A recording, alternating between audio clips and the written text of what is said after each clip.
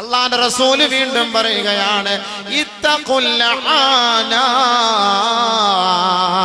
രണ്ട് ശാപത്തിന്റെ സ്ഥലങ്ങളെ നിങ്ങൾ സൂക്ഷിക്കണേ, സൂക്ഷിക്കണേ. ഖാലൂ,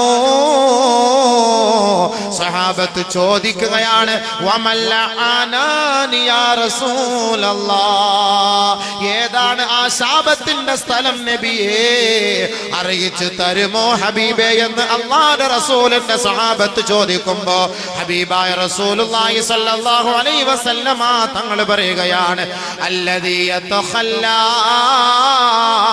ഫീ തരീഖിൻ നാസി ഔ ഫീ ളില്ലിഹിം, ജനങ്ങൾ സഞ്ചരിക്കുന്ന വഴിയോരങ്ങളിൽ മാലിന്യങ്ങൾ കൊണ്ട് തള്ളരുതേ, ജനങ്ങൾ സഞ്ചരിക്കുന്ന വഴിയോരങ്ങളിൽ കാഷ്ടിക്കല്ലേ, മൂത്രിക്കല്ലേ, ജനങ്ങൾ വിശ്രമിക്കുന്ന തണൽ മരത്തിന്റെ ചുവട്ടിലോ വെയിറ്റിംഗ് ഷെഡിലോ കോർപ്പറേഷന്റെ പരിസരത്തോ ബസ് സ്റ്റാൻഡിന്റെ പരിസരത്തോ ജനങ്ങൾ വിശ്രമിക്കുന്ന സ്ഥലങ്ങളിലോ കാഷ്ടിക്കരുതേ, മൂത്രിക്കരുതേ, നിങ്ങൾ അവിടെ മാലിന്യമുണ്ടാക്കരുതേ.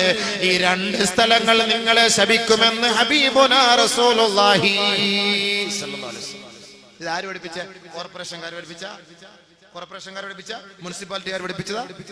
കോഴി അറുത്തിട്ട് കോഴിയുടെ അവശിഷ്ടങ്ങൾ ആട്ടോറിക്ഷയിൽ കൊണ്ട് റോഡിന്റെ സൈഡിൽ തള്ളിയിട്ട് പോകുന്നവരെ, ബിസ്മി ഹലാൽ ചിക്കൻ, സലാമത്ത് ഹലാൽ ചിക്കൻ, മക്ക ഹലാൽ ചിക്കൻ, മദീന ഹലാൽ ചിക്കൻ എന്ന് പറഞ്ഞിട്ട് അവശിഷ്ടങ്ങൾ കൊണ്ടുപോയി തള്ളുന്നവരെ, ഫഅലൈഹി ലഅനത്തുല്ലാഹ്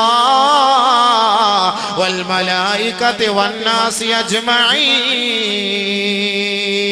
മാലിന്യങ്ങൾ പടർത്തുന്നവർ, മാലിന്യങ്ങൾ വലിച്ചു കോട്ടുന്നവർ, പരിസരങ്ങൾ വൃത്തിയാക്കാത്തവരുടെ മേൽ അല്ലാഹുവിന്റെ ശാപമാണ്, മാലാഖമാരുടെ ശാപമാണെന്ന് നബിയുനാ റസൂലുള്ളാഹി സ്വല്ലല്ലാഹു അലൈഹി വസല്ലം.